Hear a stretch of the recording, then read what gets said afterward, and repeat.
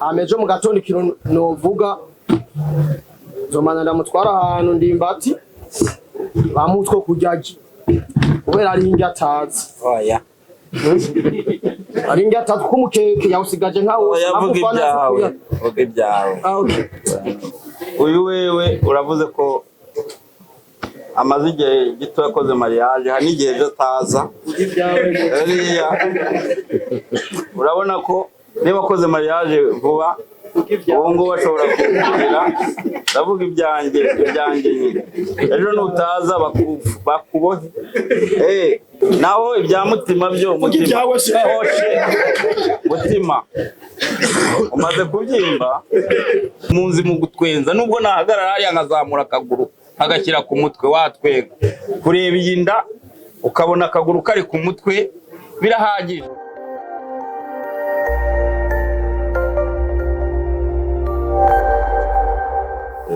Nitwa Niragira Brice nkaba ntwara societe yitwa Bujanahangwa Business akaba ari genda nayiserukira hama nkuko asanzwe yabivuze byose ndabahaye ikaze mbanza kwanza guikaze abo aba artiste turi kumwe TID hamwe na Ndimbati hamwe na nabo turi kumwe ba Mutima Love Music bawalase nongera ngigwa ko ndabashimira cyane kuri uno mwanya baduhaye batigeze badutetereza ku mwanya wose twavuganye hama ngigwa ko nshimira n'abamenyesha makuru ndabaha n'ikaze namwe mwisanze muri kino kibanza cha Mutwenzi bar murahawe ikaze cyane murakoze sana. Habari za saizi jamani?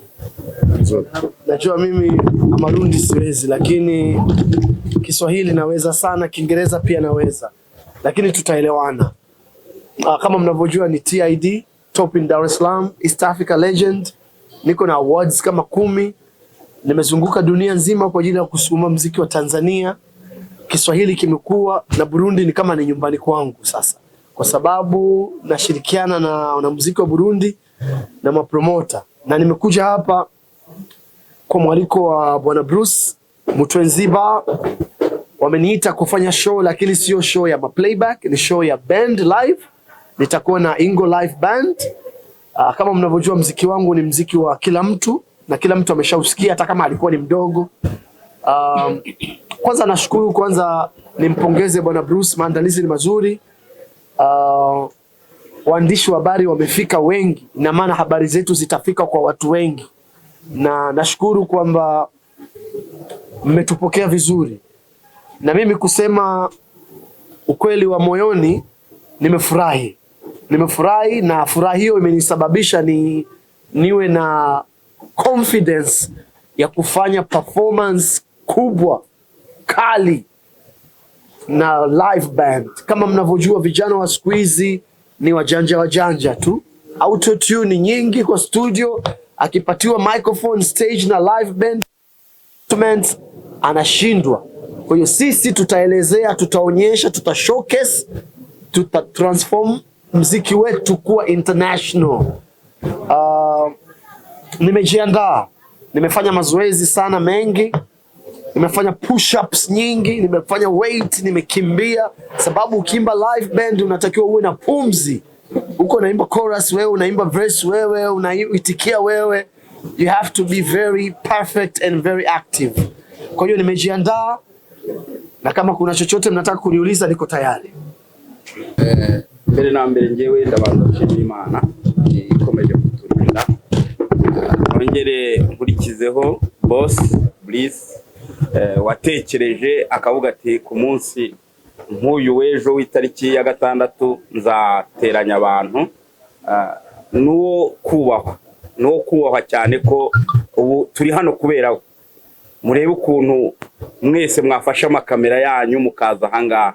Abantu nk'aba rero barakenewe, abantu nk'aba babonetse ari benshi twarushaho gutera imbere. Ntabwo ndi buvuge byinshi rero, ngira ngo Ndimbati muramuzi. Icyo abahishiye rero nta kindi muzakimenye ejo. kandi ndabizi neza ko ndahamya ntashidikanya ko twese ejo tuzaryoherwa kandi cyane. Mu by'ukuri ntabwo twafata umwanya ungana gutya ngo tuze gukora ubusa. Rero natangiye mbivuga, iyi ni intambwe kandi nziza. Nkomeza nshimira na boss Chris uba watekereje ko abantu noneho bajya na live, abantu bakababona. Turamaze kugira ibitaramo mu Rwanda byinshi, ni ibintu tumenyereye. Ndahamya ntashidikanya rero ko hano naho hari agashya. Erega buriya nubwo nahagarara hariya mwatwenga, kuko nuko meze, nuko namye munzi mu gutwenza. Nubwo nahagarara hariya nkazamura akaguru agashyira ku mutwe watwenga, kureba iyi nda ukabona akaguru kari ku mutwe birahagije. Ahubwo ikiri imbere nuko hari intambwe turimo gutera Abanyarwanda n'Abarundi. Ubu mu gihe gitoya ahubwo East Africa turaba tuyifite. Ndashaka kuvuga mu Cyongereza kugira ngo nabo nyine twumve cyane. I can speak English. Rero joga mbere no gushima naje no gushimira uyu muntu ariko azana ihinduka cyane ku gihugu. Nime twavuganye nuko urwaruka ruje hamwe rukiyungunganya ruga teza imbere igihugu. Ni mu uyu mwanya rero je nanje ndizigire ejo bizomera neza.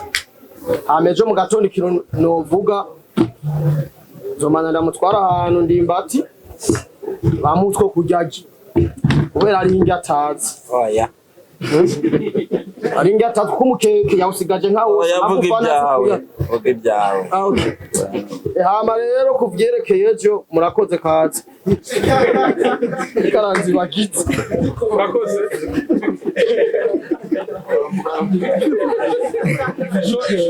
Sho yamaze gutangura ikorana ku munsi w'ejo, harakana ku munsi w'ejo rero igere bizoyibera. Ngira ngo natangiye mbivuga, uyu wewe uravuze ko amaze igihe gito yakoze mariage, hari n'igihe ejo ataza. Urabona ko niba akoze mariage vuba ubu ngubu bashobora kugira ndavuga ibyanjye nyine. Ejo nutaza bakubohe. Turi hano rero kugira ngo twerekane ibyo dukora. Turi hano kugira ngo twereke Abarundi ndetse n'abagendereye Burundi. Hari abari kumanuka bava mu Rwanda, hari abari kuva Tanzania baje kureba iyi show. Iyi show rero nk'uko twatangiye tubivuga irateguye, twariteguye. Urabanira tuwiteguye ute? Ibanga rirejo ku itariki 6 byose niho muzabona NDIMBATI. Ubu ngubu murabona NDIMBATI wicaye ahangaha. Ubu ngubu hari n'igihe yabaye NDIMBATI Sylvestre, ariko ejo muzabona NDIMBATI nyine nyawe. Naho ibya Mutima byo Mutima umaze kubyimba